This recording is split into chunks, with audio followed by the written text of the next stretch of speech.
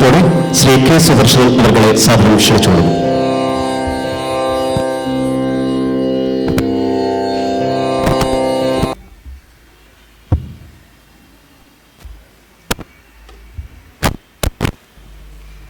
അഭിവന്ദ്യനായ അധ്യക്ഷൻ പ്രിയപ്പെട്ട സുരേഷ് ബാബു, എൻ്റെ മുന്നിലിരിക്കുന്ന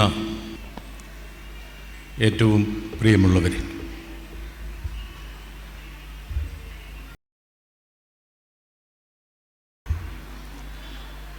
ഇവിടെ വന്നപ്പോൾ ഇത്രയധികം ആളുകൾ, കുട്ടികൾ ഉൾപ്പെടെ, വിദ്യാർത്ഥികൾ ഉൾപ്പെടെ ഈ ഹാളിൽ സമ്മേളിച്ചിരിക്കുന്നു ഈ മനോഹരമായ സന്ധ്യയിൽ എന്നുള്ളത് വളരെയധികം ആവേശം തരുന്ന ഒരു കാര്യമാണ്. നമ്മുടെ നാട്ടിലെ സ്ഥലങ്ങൾക്കൊക്കെ പഴയ പേരുകളായി. ഈ പഴയ പേരുകളെല്ലാം പോയി നഗറുകളായി അത് മാറിയപ്പോൾ ഒരു പുതിയ ഉന്മേഷമുണ്ടായി. പലപ്പോഴും ഞാൻ ആലോചിച്ചിട്ടുണ്ട്, നമ്മുടെ നാട്ടിൽ ഊളംപാറ എന്നൊരു സ്ഥലമുണ്ട്. അവിടെ കുറേ ഹതഭാഗ്യരായ ആളുകൾ ജീവിക്കുന്നുണ്ട്. പക്ഷെ അവരാരും എവിടെ താമസിക്കുന്നു എന്ന് ചോദിച്ചാൽ ഊളംപാറയിലാണെന്ന് പറയില്ല. അവർ പറയും പേരൂർക്കടയാണ്, അമ്പലമുക്കിലാണ്, ഇടയ്ക്ക് ഒരാൾ കവടിയാറാണെന്ന് പറയുന്നത് കേട്ടു. പക്ഷേ കവടിയാർ എന്ന് പറഞ്ഞാലും വെള്ളയമ്പലം എന്ന് പറഞ്ഞാലും നമ്മുടെ ആളുകളല്ലേ, അവർ ചോദിച്ച് അതിനെ അനലൈസ് ചെയ്ത് ഇയാളെ ഊളംപാറ കൊണ്ടുവിടും. അവിടെയും നഗറുകളുണ്ട്. ഞാൻ താമസിച്ചിരുന്ന തൈക്കാടെന്ന് പറയുന്ന സ്ഥലത്തിന് വളരെ പേര് കേട്ട സ്ഥലമാണ്. രണ്ട് രീതിയിലാണ് തൈക്കാട് പേര് കേട്ടിരിക്കുന്നത്.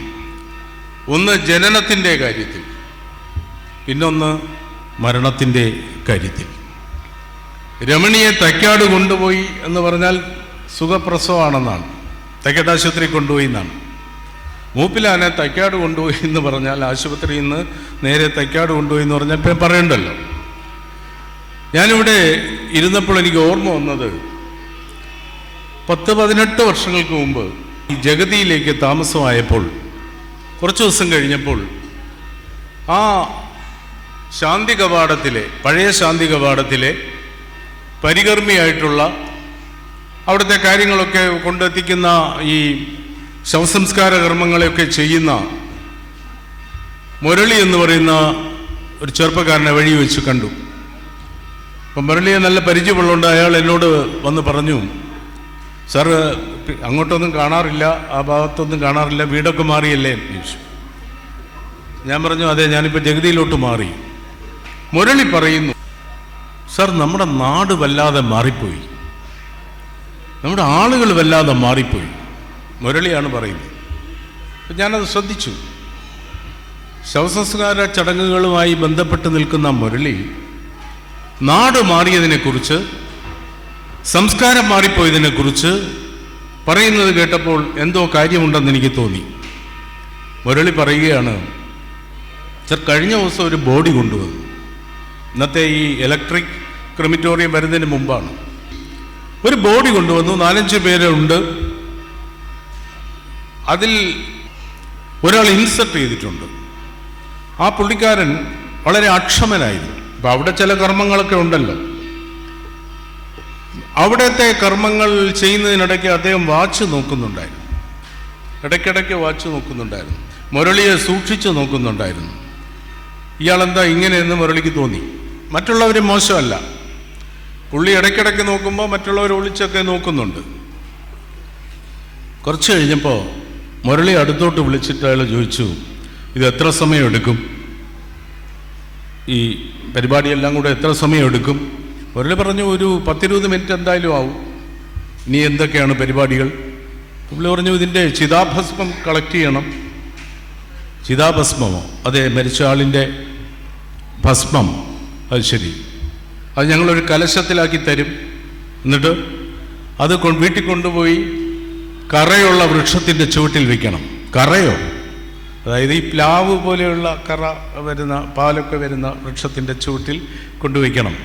വെച്ചിട്ട് 16 ദിവസം 41 ദിവസം 1 വർഷമൊക്കെ വയ്ക്കുന്നവരുണ്ട്. എന്നിട്ടത് പിന്നെ ഏത് ദിവസമാണ് അത് നിമജ്ജനം ചെയ്യാൻ ഒഴുക്കാൻ ഉദ്ദേശിക്കുന്നു ആ ദിവസം നദിയിൽ ജലപ്രവാഹത്തിൽ ഒഴുക്കണം. സാധാരണ 3 നദികളോ സമുദ്രങ്ങളോ ഒക്കെ ഒത്തുചേരുന്നിടത്താണെങ്കിൽ കൊള്ളാം. കന്യാകുമാരിയിലാണ് മിക്കവാറും പലരും കൊണ്ടുപോയി ഒഴുക്കുന്നത്. അത് ശരി. അപ്പോൾ ഇനിയും ഒത്തിരി സമയം എടുക്കുമല്ലേ? അതേ എടുക്കും. അയാളെ കുറച്ചുകൂടെ മാറ്റി നിർത്തിയിട്ട് അയാൾ പറഞ്ഞു, മുരളി, എനിക്ക് 6:30 മണിക്ക് റിപ്പോർട്ട് ചെയ്യണം. എവിടെ? എയർപോർട്ടിൽ. ഞാൻ ടെക്സാസിൽ നിന്ന് പെട്ടെന്ന് വന്നതാണ്. എനിക്ക് ദുബായിൽ പോയിട്ട് വേണം പോകാൻ. അപ്പോൾ മുരളി ഇതെല്ലാം ഭംഗിയായിട്ട് ചെയ്യണം. മുരളി ഇതെല്ലാം ഭംഗിയായിട്ട് ചെയ്യണം. അതിനെത്ര ചെലവ് വരും? മുരളി അന്തം വിട്ടുപോയി. അതാണ് മുരളി ചോദിച്ചത്. കാലം മാറിയിരിക്കുന്നു. അപ്പം മുരളി പറഞ്ഞു, അവരൊക്കെ ഇവിടെ ഉണ്ടാവുമോ? അവരെ കാര്യം നോക്കണ്ട, ഞാനാണ് മൂത്ത മകൻ, എനിക്കാണ് ഇതിൻ്റെയൊക്കെ ഉത്തരവാദിത്വം. അപ്പം മുരളി ഈ ചിലവ് എത്ര വരും? ചിലവെന്ന് പറഞ്ഞാൽ ഈ കന്യാകുമാരിയിൽ തന്നെ ഒഴുക്കണം. കന്യാകുമാരിയിൽ ഒഴുക്കുന്നത് ഉൾപ്പെടെ എത്ര രൂപ ചിലവ് വരും? മുരളി വീണ്ടും അന്തം വിട്ടു. ശരിക്കും അന്നത്തെ കാലത്ത് മുരളി പറയുകയാണ്, ഒരു 5000 രൂപ മതി. എന്നാൽ ഇയാൾ ഇങ്ങനെയൊക്കെ പറഞ്ഞുകൊണ്ട് മുരളിയുടെ ദേഷ്യം മുഴുവൻ ആവാഹിച്ചുകൊണ്ട് മുരളി പറഞ്ഞു 15000 രൂപ വരുമെന്ന്. അയാൾ 20000 രൂപ കൊടുത്തു. ഭംഗിയായിട്ട് ചെയ്യണം കേട്ടോ, എല്ലാം ഭംഗിയായിട്ട് ചെയ്യണം. അപ്പോൾ അവര് ഉണ്ടാവുകയോ ഇല്ലാതെ അത് വേറെ കാര്യം. ഞാൻ ഉടനെ തിരിക്കുകയാണ്. മുരളി എല്ലാം ഭംഗിയായിട്ട് ചെയ്യണം. 20000 രൂപയും കൊടുത്തിട്ട് അയാൾ പോയി. ഇത് 10-15 വർഷം മുമ്പാണ്. ഇപ്പോൾ ആർക്കും ആരെയും കണ്ടാൽ ഹൃദയത്തിൽ സ്നേഹത്തിൻ്റെ നറുനിലാവ് വിടരാറുണ്ടോ എന്ന കാര്യം സംശയമാണ്. ആളുകൾ തമ്മിൽ തന്നെ പരിചയമില്ല. വീട്ടിൽ തന്നെ ഒരുപാട് മാറിപ്പോയിരിക്കുന്നു. ഈയിടയ്ക്കൊരു മാഷിൻ്റെ വീട്ടിലെ കാര്യം പറയുമായിരുന്നു. 2:55 അവിടുത്തെ ലൈറ്റ് കെടും. പ്രധാന മുറിയിലെ ലൈറ്റ് കെടും. 3 മണിക്ക് അപ്പുറത്തെ മുറിയിലെ ലൈറ്റ് ഓണാകും. എന്ന് പറഞ്ഞാൽ മാഷ് 3 മണിക്ക് എഴുന്നേറ്റ് വായനയും പഠനവും എഴുത്തുമൊക്കെയാണ്.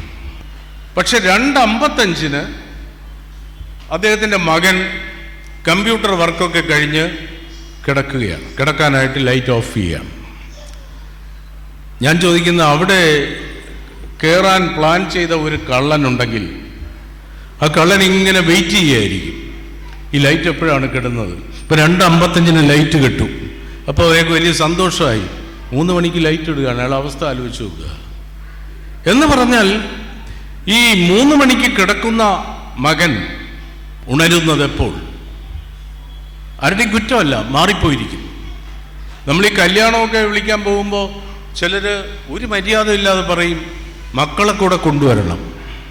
പണ്ടങ്ങനെയാണ്. മക്കളെന്ന് പറഞ്ഞാൽ 26ഉം 28ഒക്കെ വയസ്സുള്ള മക്കളെ കൂടെ കൊണ്ടുവരണമെന്നാണ് പറയുന്നത്.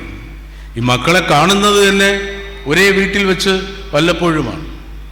നമ്മുടെ വീട്ടിലെ തീന്മേശ സംസ്കാരം പോയിരിക്കുന്നു. നമ്മൾ സിനിമകളിലൊക്കെ കണ്ടിട്ടില്ലേ? ഇപ്പോഴത്തെ സിനിമകളിലുണ്ടോ എന്ന് എനിക്കറിയില്ല. പഴയ സിനിമകളിൽ വലിയ തീന്മേശയ്ക്ക് ചുറ്റും വീട്ടിലെ പ്രധാനപ്പെട്ട വ്യക്തിയും മറ്റുള്ളവരും എല്ലാം കൂട്ടുകുടുംബമായിരുന്നപ്പോൾ പ്രത്യേകിച്ചും ഒരുമിച്ചിരിക്കാറുണ്ട്. ഒരുമിച്ചിരുന്ന് ഭക്ഷണം കഴിക്കുന്നു. വെറുതെ ഭക്ഷണം കഴിക്കുകയല്ല, ഒരു 5 കോഴ്സ് ഡിന്നർ പോലെ അല്പാൽപമായി ഭക്ഷണം കൊണ്ടുവരികയും അതിനിടയ്ക്ക് കുശലാന്വേഷണങ്ങൾ നടത്തുകയും നർമ്മസംഭാഷണങ്ങൾ നടത്തുകയും വീട്ടുകാര്യങ്ങൾ പറയുകയും ഒക്കെ ചെയ്യുന്ന സ്നേഹത്തിൻ്റെ, സൗഹൃദത്തിൻ്റെ, കൂട്ടായ്മയുടെ മസൃണമായ നിമിഷങ്ങളായിരുന്നു തീന്മേശയ്ക്ക് മുമ്പിൽ നടന്നുകൊണ്ടിരുന്നത്. നമ്മുടെ ഭക്ഷണ സംസ്കാരം തന്നെ മാറിപ്പോയിരിക്കുന്നു. പണ്ട് നമ്മുടെ പ്രാതലിനായാലും അതുപോലെ ഉച്ചഭക്ഷണത്തിനായാലും ചമ്മന്തി എന്ന് പറയുന്നത് ഒരു പ്രധാന അംശമായിരുന്നു, ഐറ്റമായിരുന്നു. കാരണം ചമ്മന്തിയിൽ ഔഷധ കൂട്ടുകളുണ്ട് എന്നാണ് പറയുന്നത്. ആ ചമ്മന്തിയൊക്കെ പോയി ഇപ്പോൾ കുഴിമന്തി വന്നതോടുകൂടി ആ സംസ്കാരം തന്നെ പോയിരിക്കുന്നു. ഞാൻ ചോദിക്കുന്നത്, ഇപ്പോൾ ഡൈനിങ് ടേബിളിൻ്റെ ചുറ്റും 4 പേരാകട്ടെ 5 പേരാകട്ടെ 3 പേരാകട്ടെ ഒരു വീട്ടിലുള്ളത് ഒരുമിച്ചിരുന്ന് ഭക്ഷണം കഴിക്കുന്നുണ്ടോ എന്നാണ്. ഒരുമിച്ചിരുന്ന് ഭക്ഷണം കഴിക്കാൻ കഴിയാറില്ല. ഓരോരുത്തരും അവരവരുടേതായ ലോകത്തേക്ക് പോവുകയാണ്. ഇപ്പോൾ ഒരുമിച്ചിരുന്ന് കഴിക്കുമ്പോൾ പല കാര്യങ്ങളും അവിടെ സംസാരിക്കും. മകള് പറയും, അച്ഛാ ഇന്നലെ ടീച്ചർ പറഞ്ഞു എൻ്റെ കണ്ണൊന്ന് കാണിക്കണമെന്ന്. എന്തു പറ്റി?